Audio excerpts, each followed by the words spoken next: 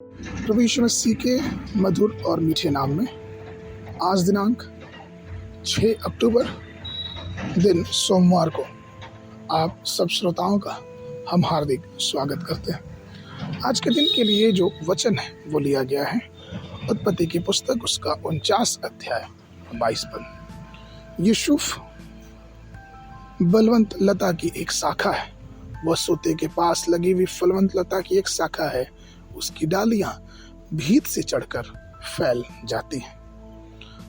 आज का विषय है यूसुफ। आज हम यूसुफ से मिलने जा रहे हैं जो परमेश्वर का एक पवित्र जन था और पाप से अपने जीवनों को बचाए रखता। उसकी ईश्वरीय और अंत तक प्रभु के सामने निष्कलंक बने रहने की जो दृढ़ता है वो सचमुच में उल्लेखनीय है। यूसुफ नाम का अर्थ है बढ़ना। वह याकूब और राहेल के 2 पुत्रों में बड़ा पुत्र था। यूसुफ के उत्तम गुणों के कारण उसका पिता याकूब उसे दूसरे से ज्यादा प्रेम करता था। यहाँ तक कि याकूब ने उसके लिए एक रंगीन अंगरखा बनवाया था जो उसके भाइयों के पास नहीं था। यूसुफ को एक विशेष प्रकार की आशीष थी जो वो सपने दिखता।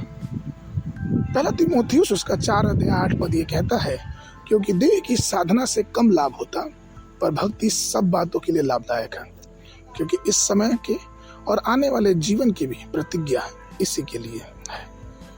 प्रियो, यूसुफ के जीवन के साथ साथ अगर हम आज के समय की बात करें तो हम और आप ये देखने पाते हैं कि आज की दुनिया में ईश्वरत्व तेजी से कम होता जा रहा है। लोग वैज्ञानिक सोच में इतने आगे बढ़ गए हैं। टेलीविजन, कंप्यूटर, इंटरनेट, मोबाइल हर घरों में आपको पाया जाएगा और ये सब चीज़ें मसीही परिवारों को बेकार कर रही हैं। वो इसलिए क्योंकि मनुष्य इन्हीं सब चीज़ों में उलझा हुआ है और अपने जीवन में प्रार्थना का समय नहीं निकाल पाता। अब्राहम, इसहाक और याकूब की वंशावली में हम देखते हैं कि यूसुफ एक अलग प्रकार का लड़का था, एक जवान जिसके विषय में बाइबल लगभग 14 अध्यायों में वर्णन करता है।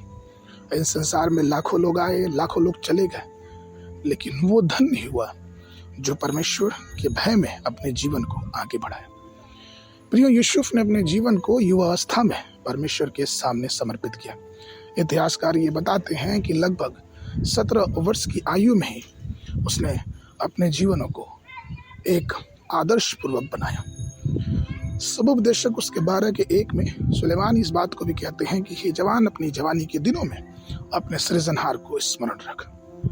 प्रियो, आज ये चुनौती हमारे और आपके सामने है। क्या हम अपने जीवन में यूसुफ की तरह जोशीले हैं?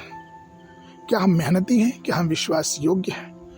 क्या हमारे जीवनों से परमेश्वर की महिमा होती है और क्या हमारे जीवनों में पवित्रता झलकती है? और अगर ऐसा है तो परमेश्वर हमें अपने अनुग्रह में आगे बढ़ाने के लिए तैयार है।